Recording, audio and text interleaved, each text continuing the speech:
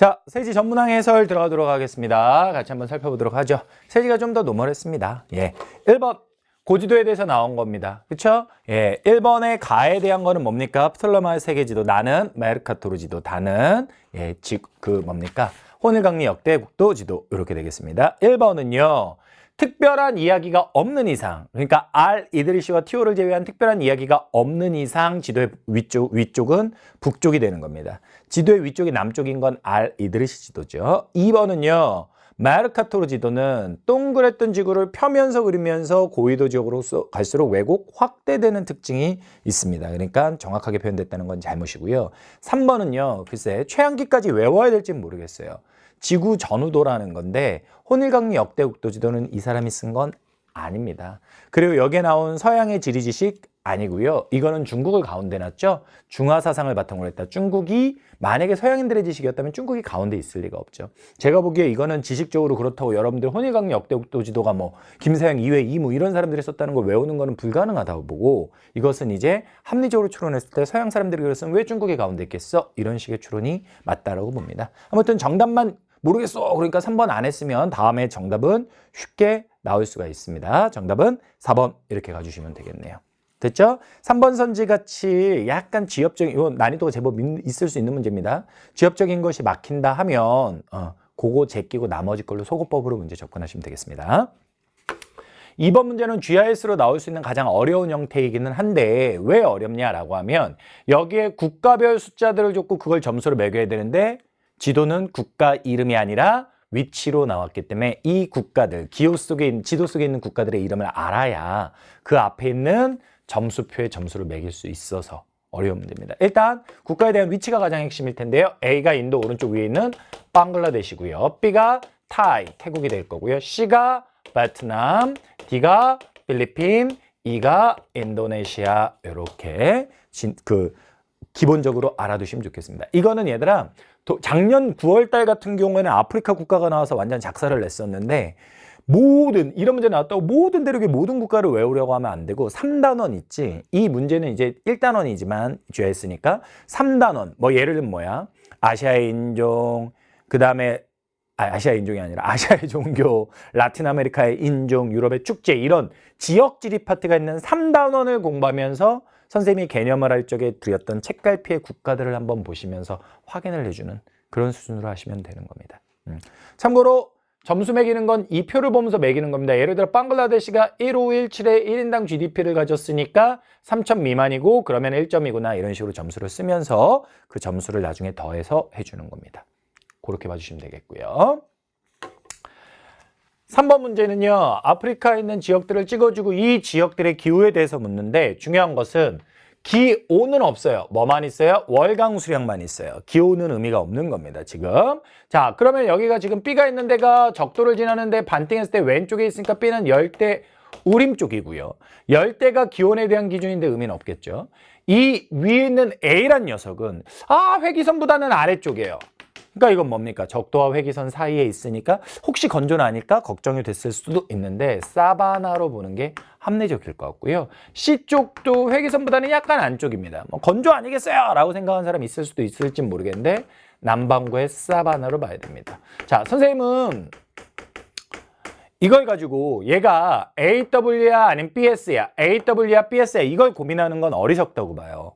그냥 이 문제에 있는 자료는 기본적으로 기온은 없습니다. 그렇죠? 뭐가 있습니까? 월별 강수량이 있습니다. 월별 강수량 이 그래프 보는 것 자체를 어려워하는 사람인데 가가 보게 되면 예를 들어 여기에 지금 다 붙어 있는데 이 정도 숫자를 가지고 있다는 건 뭐냐면 가를 기준으로 1월 달에 얘가 한 80mm 내렸다는 거예요.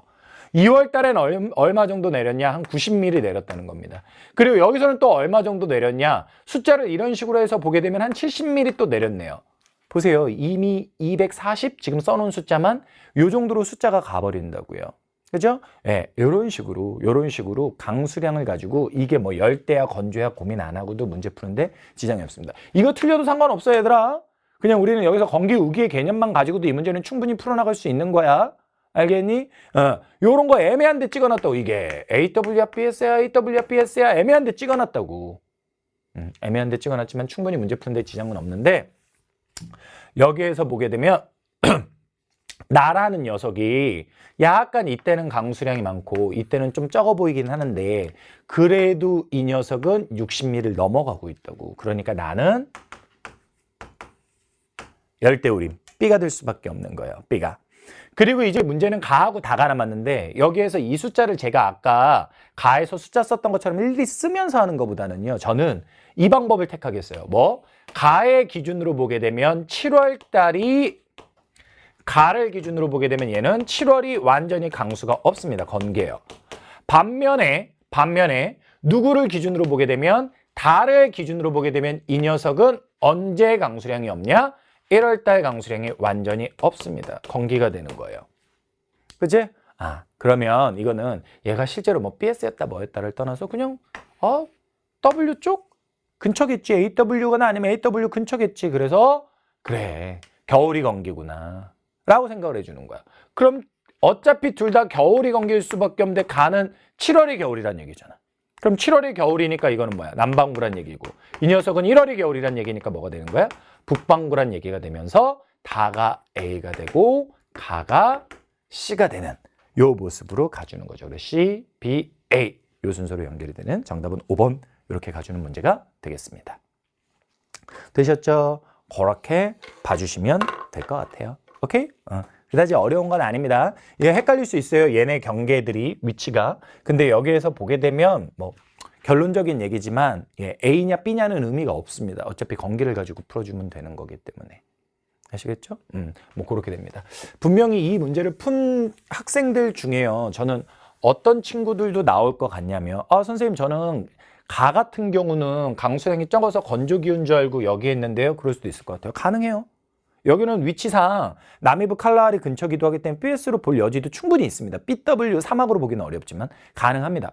그러나 어찌됐건 구체적인 숫자를 일일이 하는 것보다는 선생님은 그냥 건기를 선택해서 문제를 풀었다는 거.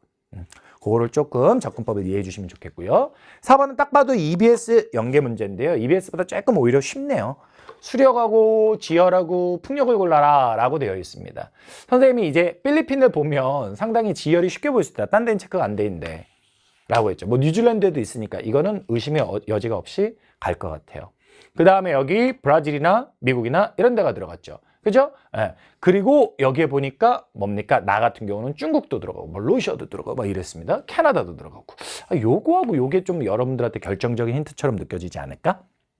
브라질하고 캐나다 수력 이렇게 되겠지. 냉한대기후나 열대기후죠.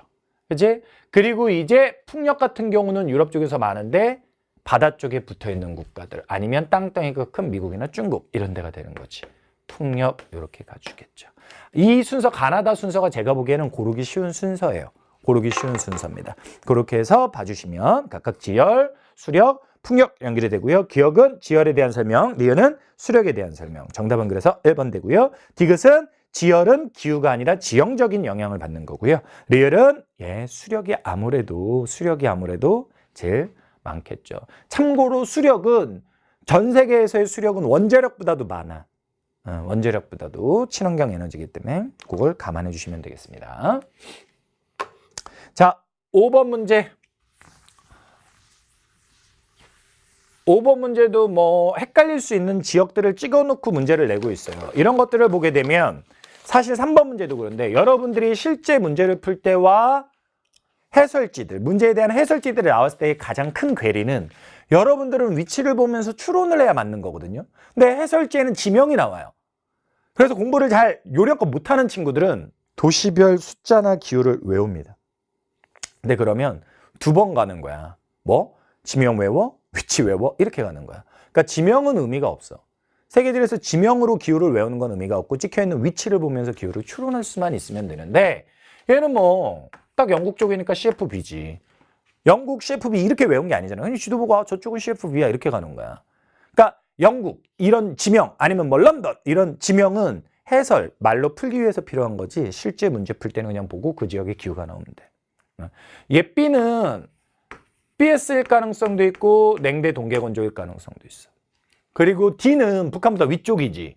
북한부터 DW를 했잖아. DW가 되는 거야. 그럼 여기서 여러분들의 고민은 얘도 DW, 얘도 DW면 어떻게 고민이 될 수 있는데 그건 선지에서 요구하는 걸 나중에 보면 되지. 물론 얘일 가능성도 있고 그리고 이 녀석은 CM. 그냥 이렇게 온대 대륙 동안에 중위도의 대륙의 동안에 계절풍의 영향을 받는지요? 이렇게 봐주면 될 것 같다고.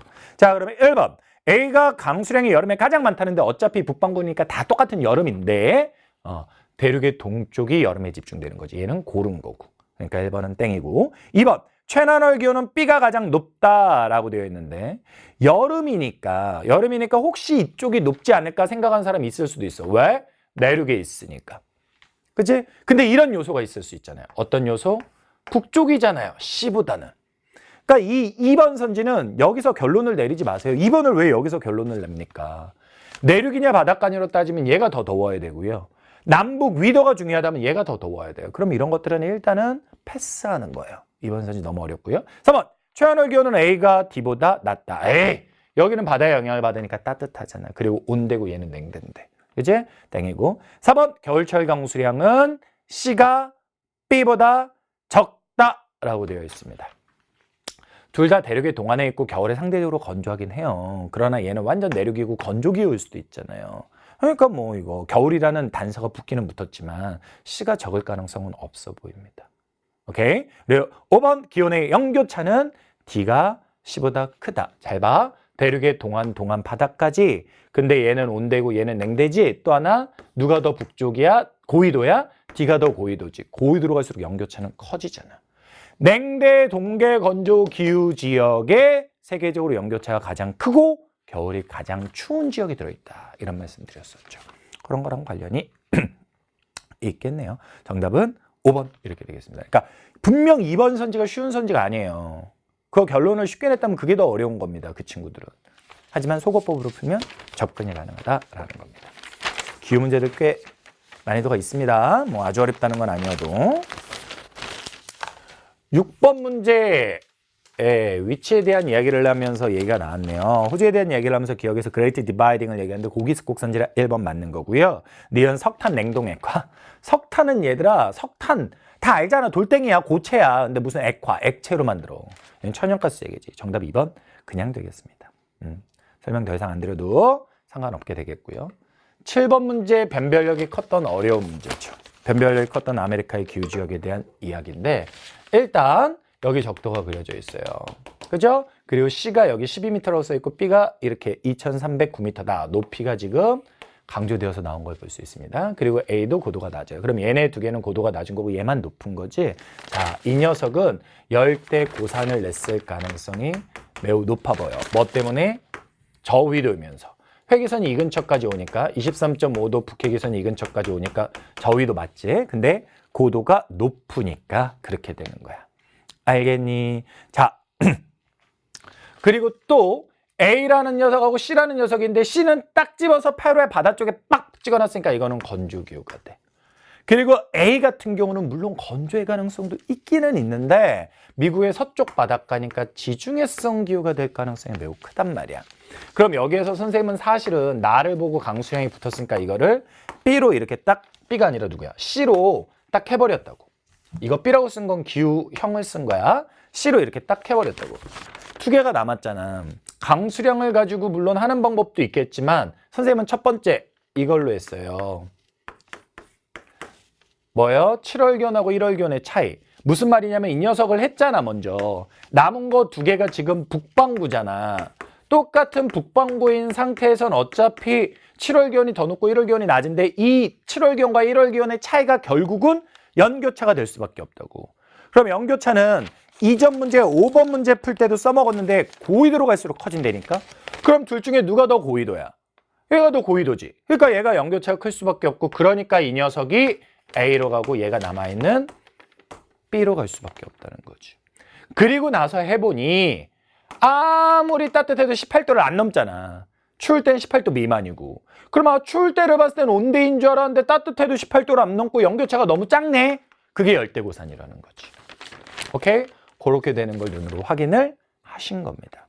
그리고 여기는 결론적으로 말하면 미국 서부의 지중해성 기후인데 사막으로 의심할 수도 있다고요. 아니나 다를까 연강 수량이 517mm밖에 안 되잖아요. 겨우 건조기후를 벗어난 정도인 거야. 이런 것들을 통해 더 확실하게 할 수 있는 겁니다. 분명 이 지역이 건조는 아닐까 고민했을 수도 있을 것 같아요.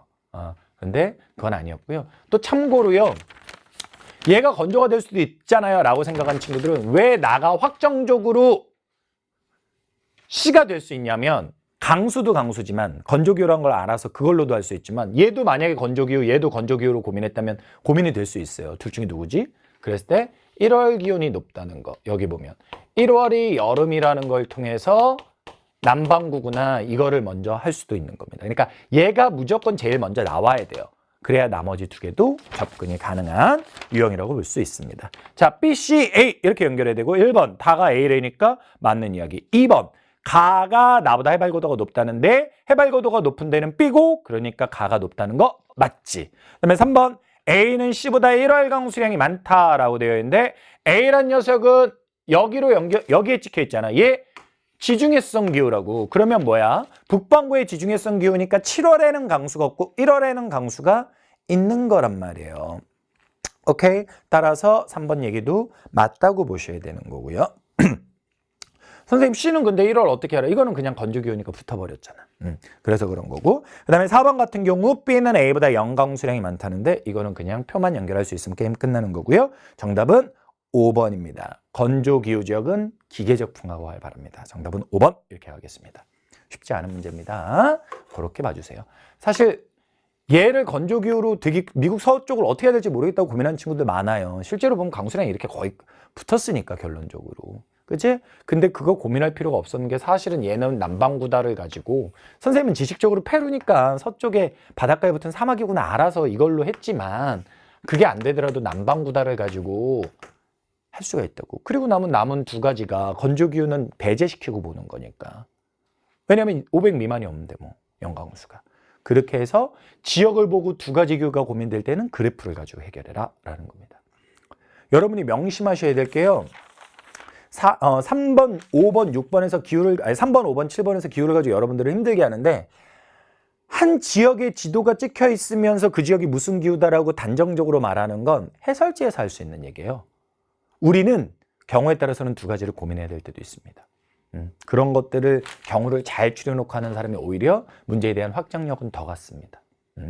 명심하시고요. 8번. 이거는 뭐 EBS 수특에 거의 똑같은 문제가 있습니다. 국가별로 나와가지고 좀 당혹스러웠을 수도 있고 결론부터 말씀드리자면 케냐라는 나라가 차가 전 세계 3등까지 가더라고요. 근데 우리가 3등까지 안 봐도 문제를 푸니까 그걸 안 봤던 거죠. 근데 뭐 선생님 같은 경우는 이쪽 그냥 보고 여기서 많은 거 가에서 많은 거 카카오겠네 뭐 이렇게 해서 A를 카카오로 갔습니다. 그리고 나국가 쪽이 국가 이름까지 찍어줬어요. 에티오피아네. 그러면 이쪽이 커피의 원산지니까 B가 커피겠지. 그러니까 C가 남아있는 거 차 이렇게 해서 가준 거예요. 이거 뭐 다를 케냐니까 케냐에서 많은 게 차니까 이렇게 가는 거 방법일 수도 있는데 그거보다는 그냥 자연스럽게 아프리카에서 적도 수렴대 주변의 적도 지역에서는 누구? 카카오. 그리고 사바나 지역에서는 누구? 커피 쪽. 오케이? 그리고 뭐 그래 차는 아프리카에서는 그냥 쩌리쩌리. 케냐란 나라가 결론적으로 있지만 그렇게 가주는 게 좀 더 합리적으로 보입니다. EBS 수특에 있었던 문제입니다. 봐주시면 되겠고요. 9번 문제. 이거는 뭐 거의 안 틀릴 것 같아요. 가는 옥토버 페스트인데 그리고 이 녀석 같은 경우는 토마토워 분열의 토마토 축제고요. 이 녀석은 뭐 몽고에 있는 축제, 나달 축제, 뭐 나담 축제 이런 건데요. 이거는 결론적으로 말하면 기억이 여름에 개최된다가 틀린 거예요. 특산물과 관련됐잖아요. 그게 있어야 할 거 아니야. 그러니까 그걸 수확하는 계절과 관련이 된 겁니다. 수확하는 계절. 이건 뭐 맥주인데요, 선생님. 볼이나 아니면 호비라고 하는 게 수확이 돼야 된단 말이야. 그러니까 수확의 계절, 가을 쪽과 관련이 있는 겁니다. 정답은 4번 되겠습니다. 뭐 기억 고민 안 하셔도 돼요. 니은 리을로 갈 수 있습니다. 참고로 특산물과 관련된데 그것이 수확 시기가 아니라 독특하게 간 건 망똥, 프랑스 망똥의 레몬 축제. 그거는 좀 다르다. 주변에 있는 다른 카니발과 엮으려고 뭐 그런 것들도 지역적인 걸로 존재했습니다. 10번 문제. 이런 문제들은 확대된 것도 물론 중요하지만 그것의 위치가 중요한데 A는 해안선이 복잡해 보이고 확대된 곳이 에스파니아의 북서쪽이에요. 리아스식 해안을 보여주고자 하는 거라고 봐야 되고요. B는요. 캐나다 동쪽이죠. 펀디만 쪽, 갯벌을 보여주고자 하는 거예요. 여기다 쓰지만 위치가 중요한 거야. 그 다음에 C 같은 경우는 호주의 북동부 지역. 여기는 대보초해안이라고 해서 산호해안과 관련한 이야기를 하고자 하는 겁니다. 교과서에서 그렇게 강조하지는 않는 내용입니다. 하지만 알아두시고요. 그 다음 D는 됐어. 멕시코만 쪽에 이쪽인데 여기에 보게 되면 바닷가 앞쪽에 뭐가 막았지? 서코 되는 거야. 여기서 동그라미 친 세 개가 위치까지 중요한 거야. 세 개가. 원래는 위치가 더 중요합니다. 이 녀석 사주 서코만 확대된 이 지도가 중요한 거고요. 자, 그렇게 되면 기억. 해수면은 병동으로 형성된 해안으로 해안선의 출입이 복잡하다. 복잡한 거 맞고요. 침수해안. 바닷물이 올라오면서 만들어진 거죠. 맞네요. 니은 갯벌이니까 맞고요. 디귿 산호에 대한 설명 맞습니다. 정답은 4번 되겠고요. 리얼은 파식대라고 했는데 아니 사주 석고. 파랑이 침식을 했다는데 아니 파랑이 퇴적한대. 이렇게 바꿔주셔야 되겠습니다. 됐죠? 정답은 4번 그렇게 보면 되겠고 11번 문제를 틀린 친구들은 제가 보기에는 연동해서 2번도 헤맸을 가능성이 크다고요. 어차피 2번이나 11번이나 동남아 국가들을 동남 및 남부아시아 국가들을 가지고 장난친 거니까. 자, 이 녀석 같은 경우 누구? 네팔은 인도와 더불어서 힌두교가 많다. 여기 방글라데시 누구? 파키스탄과 더불어서 이슬람이 많다. 스리랑카 누구? 남부아시아가 주를 이루네. 불교가 많다. 그 다음 필리핀 누구? 크리스트교가 많다. 이렇게 깔끔하게 그냥 힌두교, 이슬람교, 불교, 크리스트교 떨어지는 겁니다. 됐죠? 정답은 1번. 힌두교 제일 많은 데는 당연히 인도가 되겠죠. 됐습니까? 그렇게 보시면 되는 거고요. 12번 문제는 안 할게. 야, 이 문제는 선생님이 어제 평가원 이후에 모평 라이브 찍으면서 권영기 쌤, 임정원 쌤이랑 같이 있었는데 권영기 쌤은 계속 긴장된다고 막 하고 있고 배고프다고 밥 먹고 있고 임정원 쌤하고 나하고 막 시험지 푸는데 내가 그냥 재미로 임정원 쌤한테 이거 풀어봐 그랬더니 이게 뭐야? 그러면서 풀어버리는 거야. 아 당연하지. 이거 보면 되는데. 피디님 런던 어디 수도예요? 네, 영국 여기 ABCD 중에 영국 어딘지 혹시 모르시겠어요? 섬나라 A예요. 끝났어. 지중해 연안이래요. 나가. 지중해가 여기 있는 바다야. D 끝난 거야. 그냥 기본적으로 이거 되는 겁니다. 이거는 틀리기가 더 어려운 문제입니다. 그렇게 가시면 되겠고요. 어제 나하고 막 임정원 쌤하고 임정원 쌤이 내 거 풀라고 그러고 내가 임정원 쌤 거 풀라고 그러고 권영기 쌤은 막 하면서 다 풀었다고 그러는데 권영기 선생님 건 못 풀겠더라. 세사동사는. 외워야 되는 거야 그거는. 근데 이것들은 상식적인 걸로도 해결이 되는 게 있습니다. 자, 13번 인종과 관련한 건데 여기서 특이점은요. B라고 하는 지금까지 거의 여러분이 많이 본 적이 없었던 파라과이라는 나라를 등장시켰다는 게 매우 조금 독특한 걸로 보일 수 있는 녀석이 되겠습니다. C부터 얘기하자. C는 백인이 압도적으로 많다는 거 알 거고요. A 같은 경우는 백인이 높지만 여기에는 아프리카계 흑인들도 있고 혼혈들도 있고 다양하다는 걸 알 수 있을 겁니다. 오케이? 그렇다면 여기에서 일단 각각 제일 높은 거를 한번 봐봐. 제일 높은 걸 보니까 유럽계가 제일 압도적으로 많고 혼자 있는 애가 얘지. 그러니까 얘가 아르헨티나로 그냥 끝나는 거야. 그리고 어찌됐건 여기가 유럽계가 크지. 그리고 여기에 보게 되면 혼혈이 비슷하게 붙었지. 5, 4, 1 정도의 구도로 간다라고 했다. 그게 브라질이 되는 거야. 브라질은 워낙 잘 나오니까 기억해두면 좋고. 생각보다 아프리카계는 다른 나라보다 아프리카계가 많기는 한데 브라질 안에서 높은 비중은 아닌 거예요. 그리고 남은 애가 얘니까 얘는 그냥 남은 이렇게 해서 B 가주면 게임이 끝난다는 거지. 근데 이 파라과이는 누가 많다? 지금 결론적으로 보니까 혼혈이 많다. 이렇게 되는 겁니다. 사실 여러분들이요.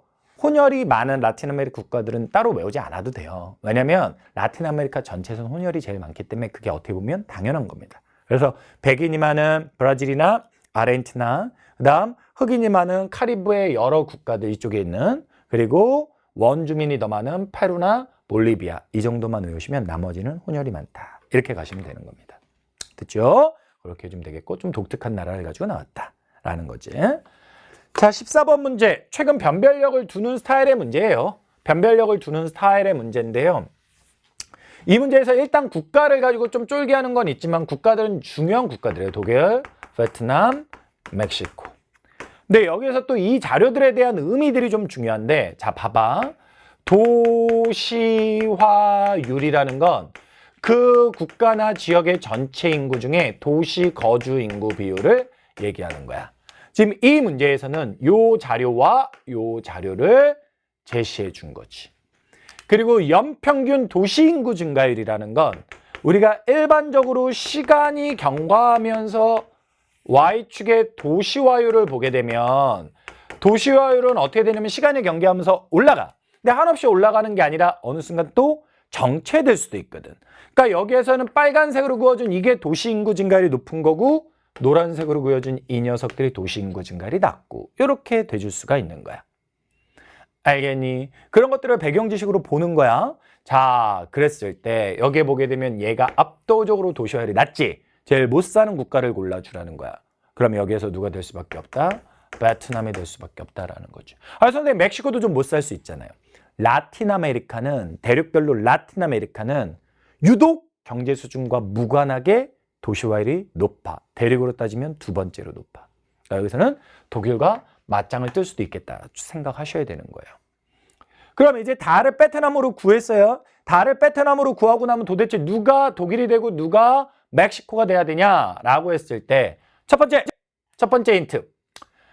독일은 유럽에서 인구가 러시아 다음으로 러시아를 제외하면 제일 많은 나라이기는 해요. 그런데 멕시코는 일본과 더불어서 10위권의 인구가 있는 지역입니다.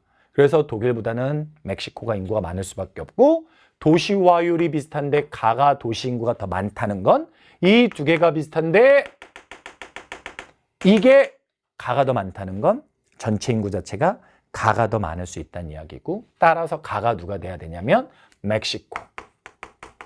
나가 독일이 돼야 된다. 이렇게 가는 것도 한 가지 방법이에요. 근데 이거는 선생님이 말하는 과정에서 전체 인구가 어떻다라는 배경 지식을 썼죠. 만약 그게 없다면 보세요. 도시 인구 증가율 가가 높죠? 그럼 비슷하게 높더라도 가는 올라오고 있는 애라는 거예요. 하지만 나는 이미 갈 만큼 갔다는 거지. 그럼 누가 더 도시화율이 먼저 올라갔겠어? 선진국. 그러니까 요걸로 보았을 때도 독일, 멕시코로 될 수밖에 없습니다. 요걸로 비교하게 되면 전체 인구 규모를 감안해야 되는 거고요. 요걸로 보게 되면 누가 도시화가 먼저 된지 도시화 시기 이걸 가지고 구분할 수 있는 내용이 되겠습니다. 됐죠?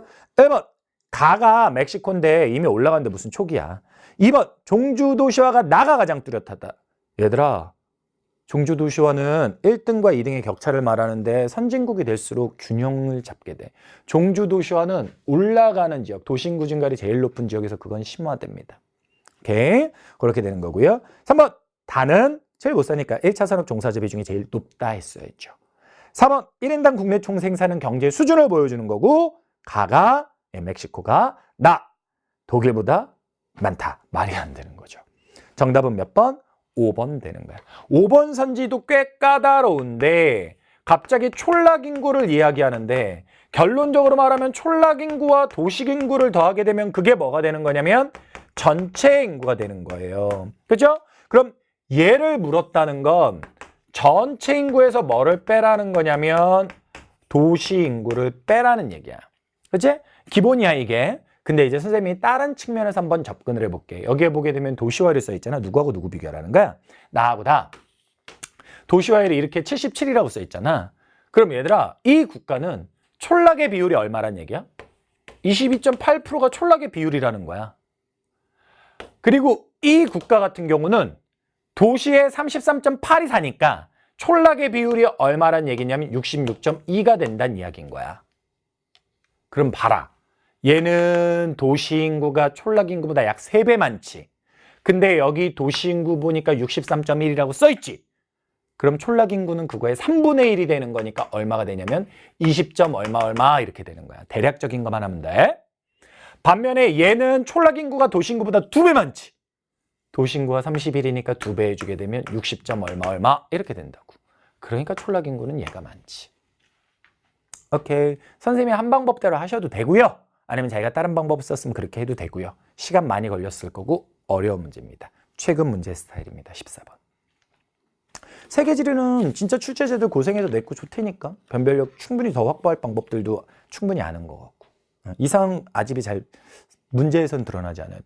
한국지라 동일한 출제자인지는 제가 뭐 확인해보지도 않았는데 그럼 좀 예민하거든요. 어느 교수님이 냈어 막 이러면. 예민해서 그런 거 묻지도 않았는데 일단 문제로만 봤을 때는 어떤 과정이 있었는지 모르겠으나 그냥 깔끔합니다. 깔끔합니다. 14번 문제 5번 선지 좋은 문제고요. 15번은 그냥 딱 보면 가는 사막화, 나는 오존층 파괴 이렇게 가주시면 되겠습니다.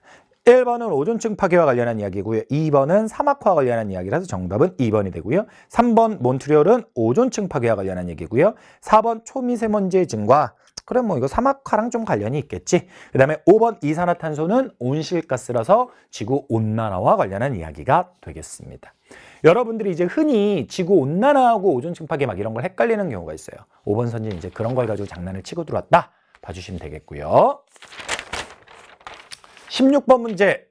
선생님이 이거는 좀 반성해야 될 게 있어. 뭐 너희들이 못 찾았을 수도 있고 정답 고르는데 지장은 없는데 선생님이 개념 강의를 찍을 적에 이 부분에 대해서 개념 책에 잘못된 그 출처를 모르겠어. 나도 지금 찾아보는데 내가 이거 어디서 갖다 써놨지 이러는데 잘못된 내용을 써놓고 그거에 맞춰서 해설을 했어. 그래서 결론적으로 일단 말하자면 이게 쿠릴열도고 이게 쌩까꾸고 이게 시사구 난사지. 뭐 시사 난사는 이름 몰라도 뭐 상관없지만 요새는 구분해서 문단 얘기까지 선생님이 지독한 개념에서 다 얘기를 했어. 그래서 선생님 개념책에 보게 되면 필리핀이 둘 다 써 있어. 그게 선생님 오류야. 선생님 오류야. 중국은 둘 다 관련이 있는 게 맞는데 C는 필리핀이 아니라 타이완. 중국과 베트남과 타이완. 중국, 베트남은 두 군데 다 관련이 있는데 여기는 타이완이 들어가고 필리핀은 아래만 들어가더라고. 그래서 5번 선지가 선생님 개념서가 좀 실수를 해놨습니다. 제가 다 자막 처리 지독한 개념에 해놨거든요. 또 깔끔하게 잘못한 건 인정을 해야 되니까. 잘못된 거였는데 다행히도 선생님 제자 중에 선생님 이거 잘못 써 있어서 틀렸어요 라는 친구는 없어요. 왜냐하면 선생님이 국가들이 그렇게 써 있지만 국가 이름이 중요한 게 아니라 개수로 보통 묻는다라고 하는 4번 선지를 설명을 했거든요. 4번 선지를. 시사 같은 경우 주변에 붙어있는 국가가 몇 개 없는데 이렇게 3개 정도밖에 없는데 여기 실제로 필리핀이 아니라 타이완이지만 얘는 뭐 여기 있지 여기 있지 여기 있지 여기 있지 여기 있지 많다 이런 얘기를 해드렸거든요. 그래서 정답은 4번. D가 더 많다. C가 적다. 그래서 4번 가는데 지장은 없었는데 5번 선지가 깔끔하지 않았을 것이고 그 5번 선지에 대해서 선생님의 개념서에 잘못된 내용을 쓰고 잘못된 설명을 그 개념 과정에서 했다는 거. 그 부분은 제가 시인하도록 하겠습니다. 선생님도 근데 이상하다 그래서 밑줄 쳐놨어요. 이거 안 보이나? 밑줄 쳐놨어요. 이상하다 그래가지고 쳐놓고 개념서 이렇게까지 물을 리가 별로 없는데 하고 찾아봤거든요. 찾아봤더니 잘못된 내용이 써 있는 거야. 그래서 얼른 지금 수정해서 말씀을 드리는 겁니다. 혼란 드렸던 점 죄송합니다. 더 이제 교정 과정에서 더 충실히 할게요. 어디서 출처가 왔는지 잘 찾지를 못하겠어요. 변명하자면. 자, 뭐 1번 같은 경우는 선생님이 실효적 지배는 중요하다고 했는데 누가 지배하느냐라고 했을 때 분쟁의 기본은 가까운데 다른 나라가 지배할 때 분쟁이 일어난다. 뭔 말이야? A라는 애는 일본 가깝지만 일본이 지배하고 있으면 싸움이 날 리가 없어. 멀리 있는 애가 야 그거 줘 이럴 리가 없다고. 일본 근처에 분명히 가까운데 A는 러시아가 갖고 있으니까 실효적 지배를 러시아가 하고 있으니까 일본이 막 분통 터지는 거야.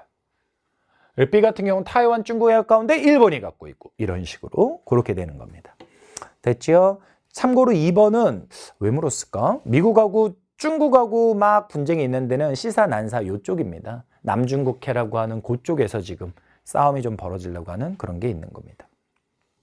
3번은 종교 갈등 아닙니다. 이거 선생님이 게시판 질문도 받고 그러는데 뭐 이거 지나가는 것과 관련한 거라고 알고 있었대. 뭐 근데 그런 것도 없어요, 얘들아. 어차피 지나가는 건 전혀 상관없어요. 한국지라는 친구들은 아는데 경제적으로 무언가 하지 않으면 그리고 군사적으로 무언가 하지 않으면 지나가는 건 다 허락해 줍니다. 그래서 그럼 분쟁의 원인이 공통적 원인들이 있냐? 있다면 뭐냐? 다 자원과 관련한 거. 자원과 관련한 싸움이 되겠습니다. 정답은 4번이었다. 오케이? 5번 선생님이 좀 실수했다는 거 미안해. 설명할 때 지금 실수한 게 없어요. 개념서에 잘못 써 있고 그 내용 설명할 적에 4번 정답을 추론할 수 있는 얘기는 했어, 직접적으로. 근데 5번을 헷갈리게 만들어놨다는 거. 사과하겠습니다.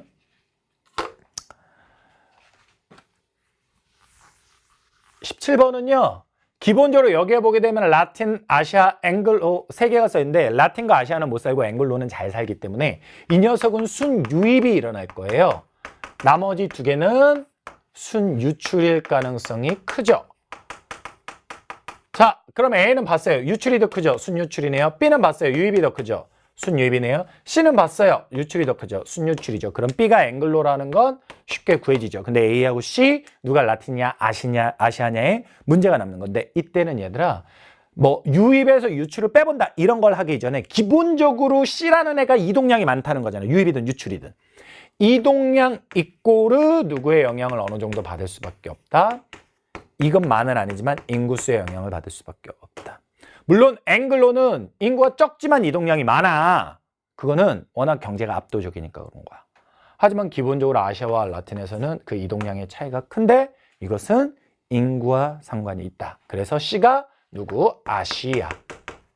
A가 라틴. 이렇게 가주시면 좋겠습니다. 됐습니까? 그렇게 봐주면 되겠습니다. 1번 라틴이 인구가 가장 많다. 아시아가 많죠. 2번 B는 인구 순유입이 가장 적다라고 되어 있는데 인구 순유입이라는 건 유입과 유출의 차이만큼이 그게 되는 거예요.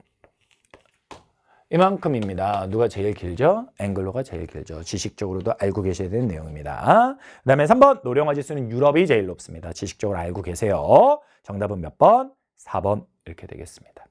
됐죠? 그렇게 봐주시면 되겠고요. 18번 빙하 지형과 관련해서 그림이 아니라 글로 나왔더라고요. 기억에서 얘기하는 거는 빙력토 평원을 얘기하죠. 빙하가 만든 넓은 평원이니까.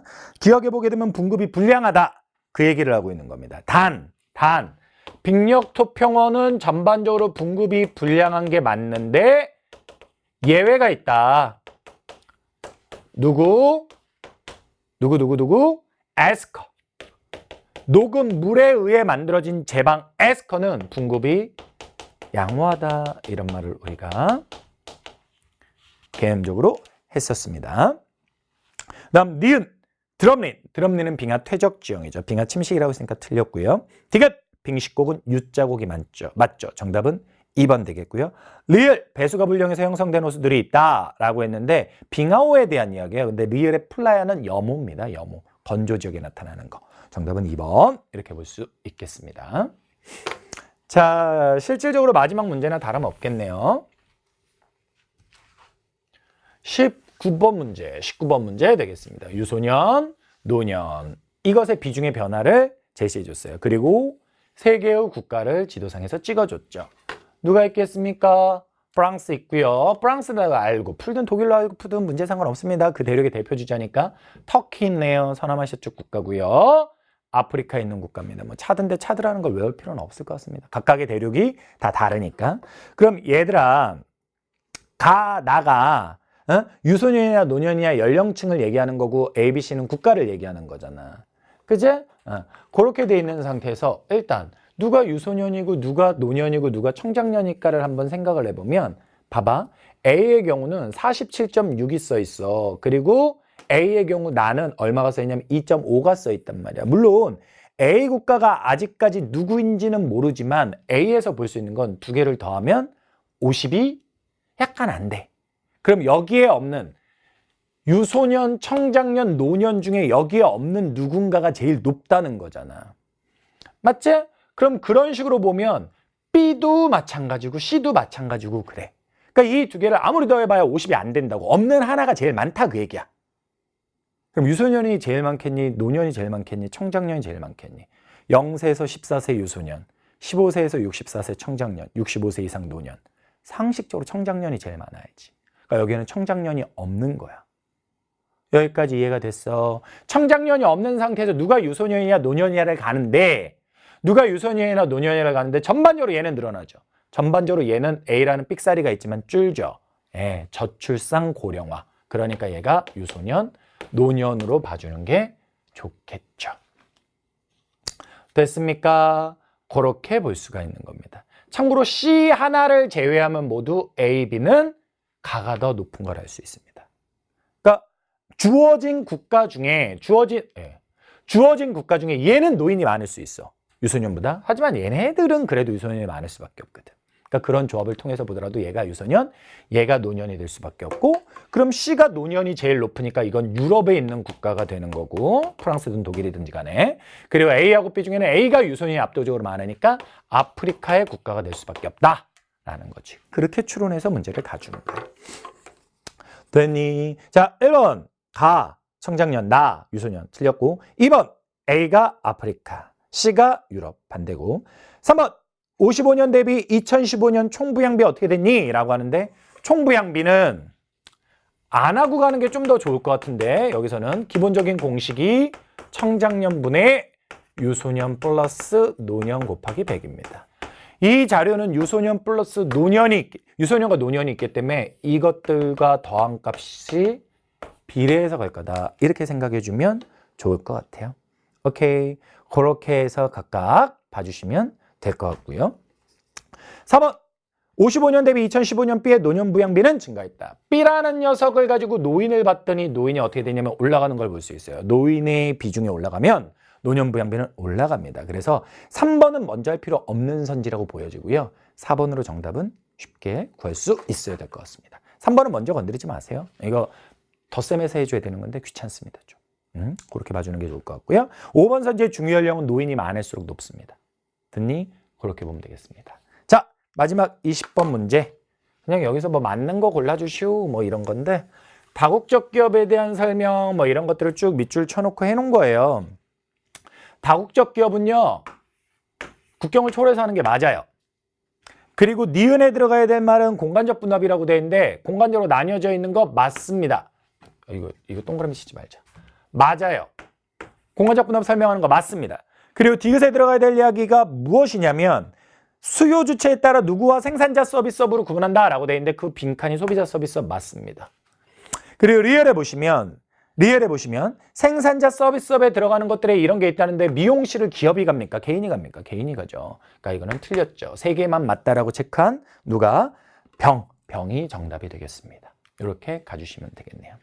됐죠? 네, 세계지는 그냥 깔끔했어요. 문제 좋았고 다만 조금 더 뭐 여기서도 좀 어렵긴 어려웠는데 도시 관련한 자료라든지 4단원 아니면 5단원 에너지나 식량이나 공업과 관련한 통계자료 이런 것들이 조금 더 어려워질 가능성은 있다는 거 염두에 두시고 봐주시면 좋겠습니다. 지엽적인 선지들이 있었죠? 선생님이 분명 그런 것들 풀어드리는 방법 봤습니다. 공식적인 해설지가 어떻게 나올지 모르겠어요. 상관없습니다. 그건 출제자의 의도인 거고 우리는 합리적인 추론을 통해 문제를 풀어가는 겁니다. 알겠니? 특히 기후 문제. 어느 지역에 점 찍어주고 그 지역이 무슨 기후일지 추론하는 거. 오케이? 그리고 낯선 선지는 정답이 될 수 없다는 걸 아주 잘 보여준 측면에서 잘 다듬어진 시험지다라고 봐주시면 좋겠습니다. 오케이? 여러분 너무 수고하셨고 이제 진짜 세계지리 한번 좀 열심히 해봅시다. 세계지리 선생님 총평에서 말했지만 1등급 컷은 너무 높고 평균은 너무 낮아요. 너무 중간 친구들이 없습니다. 열심히 해서 얼른 중원을 장악하십시오. 수고하셨습니다. 감사합니다.